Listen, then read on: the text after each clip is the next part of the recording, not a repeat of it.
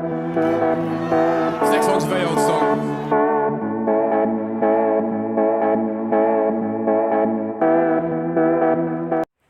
Oke, teman-teman, guten Tag, oder guten Abend, oder guten Morgen, tergantung dari dimana dan kapan kita membuka video ini.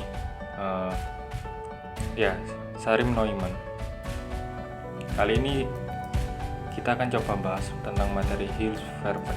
Tapi sebelum itu, jangan lupa untuk mendukung kegiatan pembelajaran bahasa Jerman ini. Oke. Ini merupakan materi yang urut ya, dari part pertama hingga nanti sampai part ke akhir. Jadi untuk disarankan bagi teman-teman untuk tetap mengikuti pembelajaran ini dari awal hingga akhir, dan juga per partnya. Oke, next. Seperti biasa, ini merupakan quotes dari seorang tokoh yang bernama George Orwell yang saya ambil kali ini. Dia itu pernah berkata bahwa you must try harder, it's not easy to become sane. Jadi you mesti coba lebih keras lagi, atau berusaha lebih keras lagi, bahwa karena itu tidak mudah untuk menjadi waras gitu. Oke. Next, coba.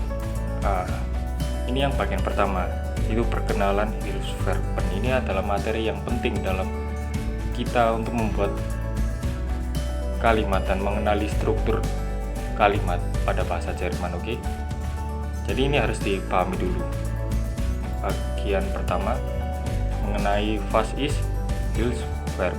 Oke. Cukup mengikuti ya. Hilfsverben merupakan kata kerja bantu. Ya, Hilfsverben. Cukup masuk akal kan ya kalau dipikir-pikir. Karena itu memang artinya yang digunakan untuk membentuk sebuah kata kerja gabungan dengan kata kerja lainnya pada suatu kalimat.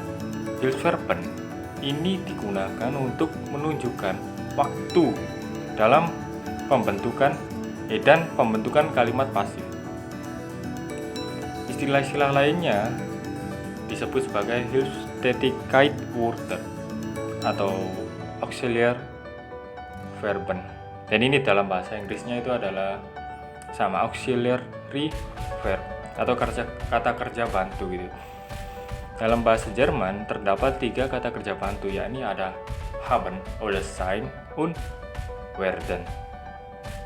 Jadi itu tadi adalah materi tadi apa itu Hilfsverb bagian pertama. Oke, kita next kalau mungkin udah paham. Nah, ini adalah formulanya. Formula dari Hilfsverben itu kalau digunakan dalam Bildung der Zeitformen itu seperti ini. Itu dalam Bildung der Passivformen itu seperti itu. Jadi itu ada penjelasannya nanti ya. Bildung der Zeitformen itu perfect atau Plusquamperfekt itu apa gitu ya, nanti itu harus dicatat yang akan saya jelaskan di slide selanjutnya. Oke, ini bisa di pause, boleh di screen saja. Kalau werden itu akan gitu ya, makanya dia itu Bildung der Zeitformennya itu Future 1 oder Future 2. Untuk yang kalimat pasifnya atau form pasifnya itu untuk Vorgang pasif, Bildungnya ya, atau strukturnya yang digunakan. Oke. Next, coba. Nah, ini yang tadi Bemerkungen yang harus ditandai kata kuncinya dan harus dicatat. Jadi ini harus didengarkan baik-baik ya. Ini tuh maksud dari kata kunci itu tadi itu apa gitu ya. Oke, saya dikti, saya kasih tahu, harus dicatat ya, biar itu nanti nempel di otak ya. Oke. Perfect. Past is perfect. Perfect itu merupakan kata kerja yang menunjukkan masa lampau. Jadi kalau di bahasa Inggris ini hampir sama dengan past tense gitu ya. Nah, untuk yang kedua tadi kata kunci pluscuamperfect. Pluscuamperfect merupakan bentuk kata kerja yang terjadi sebelum sesuatu lainnya pada masa lampau atau kejadian yang telah terjadi sebelum kejadian lainnya di masa lampau. Jadi, waduh, panjang sekali nih ya tadi ya. Oke, udah dicatat tadi ya, saya jelaskan maksudnya ini apa. Jadi, maksud dari pluscuamperfect ini adalah itu menunjukkan bahwa ada dua kegiatan past atau lampau dalam satu kalimat. Jadi ada dua kegiatan lampau itu disatukan pada satu kalimat gitu ya. Nanti saya kasih contoh di slide-slide selanjutnya ya. Jadi ini harus dicatat dulu, oke? Yang ketiga, oke? Perhatikan. Untuk yang future eins merupakan bentuk kata kerja yang akan dilakukan atau akan terjadi di masa depan. Jadi ini yang tadi, yang werden itu. Kalau untuk yang subjeknya ich, itu dikonjugasi menjadi werde. Gitu ya. Next, lanjut. Baik, ini udah paham ya. Keempat, future choice. Nah, future choice ini apa?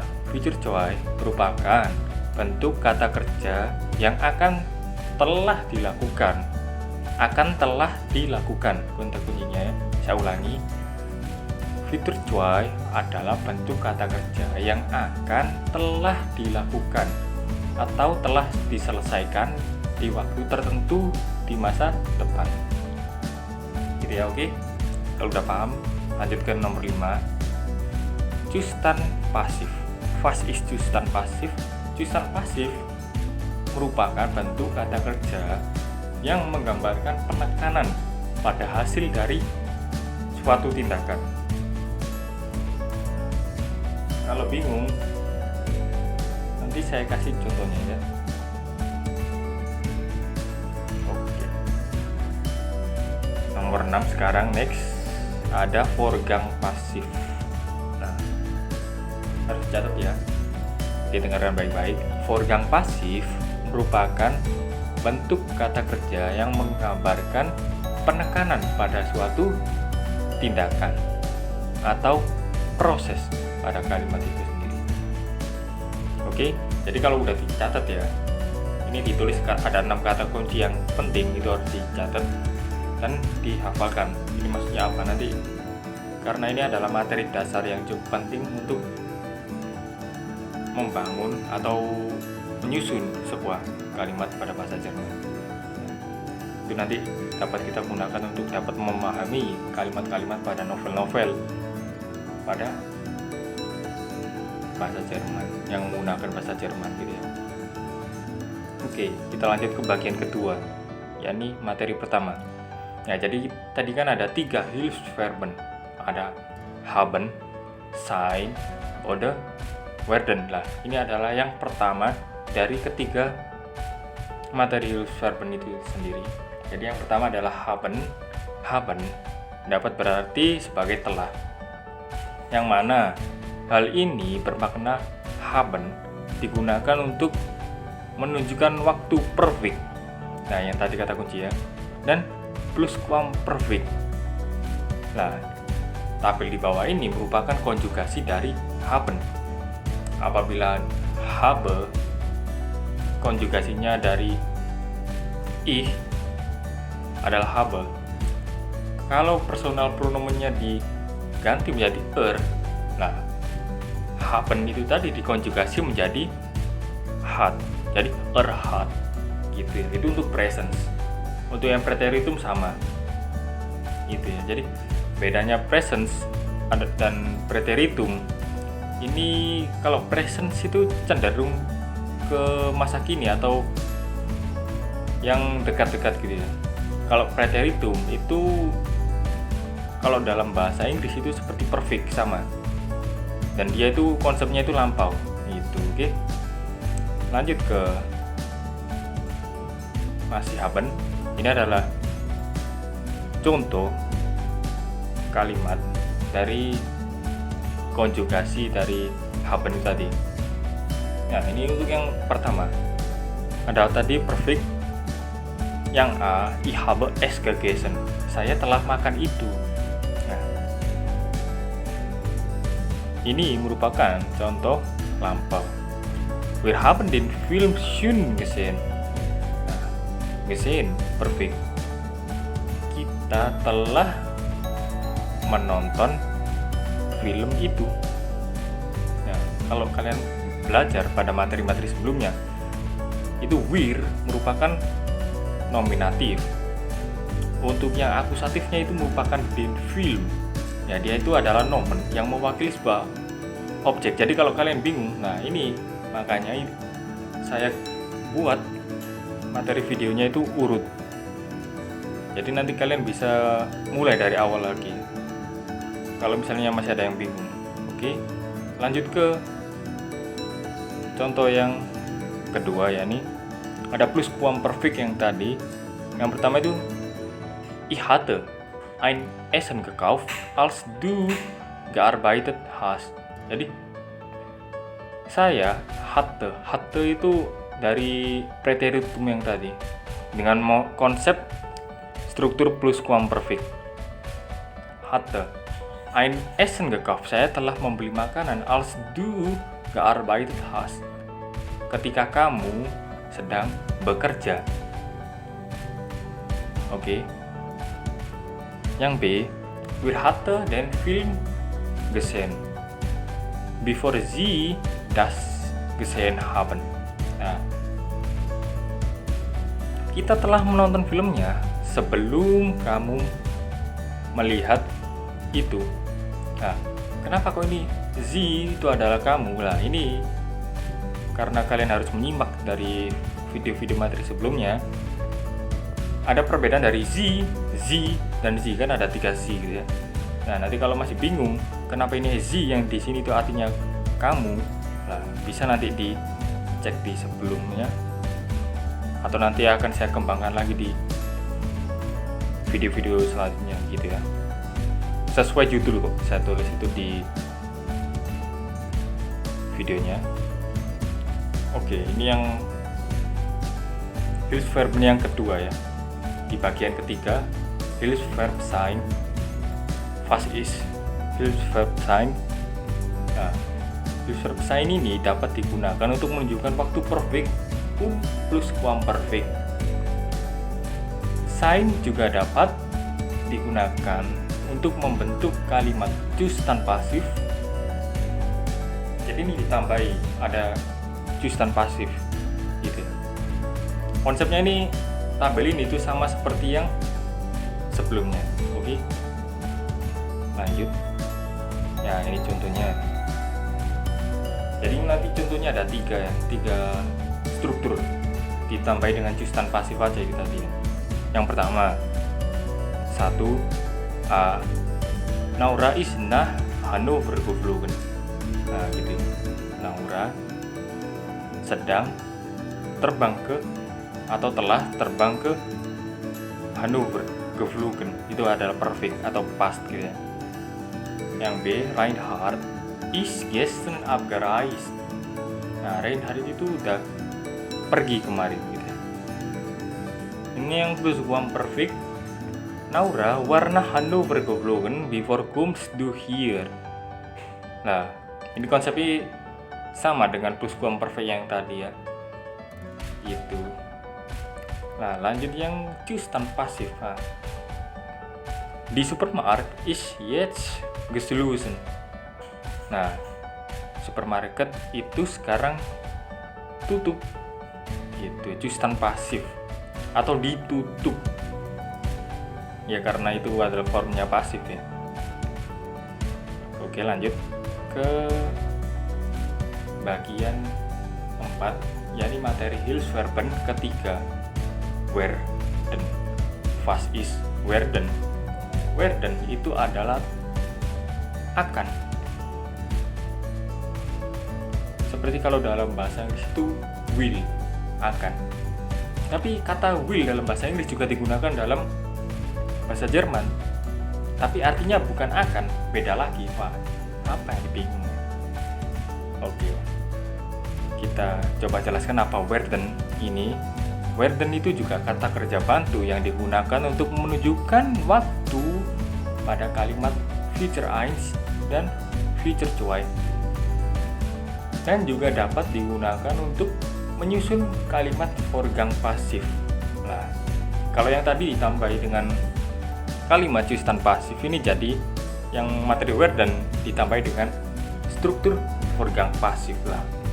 Saya ingatkan lagi ya, Vorgang pasif itu adalah bentuk kata kerja yang menggambarkan penekanan pada suatu tindakan atau proses. Nah, untuk yang tabel ini tidak saya jelaskan karena konsepnya sama dengan tabel-tabel sebelumnya. Dari tabel kedua yang sebelumnya gitu ya, kedua dan yang pertama gitu ya. Boleh, karena itu kita lanjut. Nah, ke contoh yang future eins. Ich werde ein Handy kaufen. Nah, saya akan membeli sebuah ponsel gitu ya. Du würdest sie vergessen. Kamu harus melupakan dia, vergessen gitu.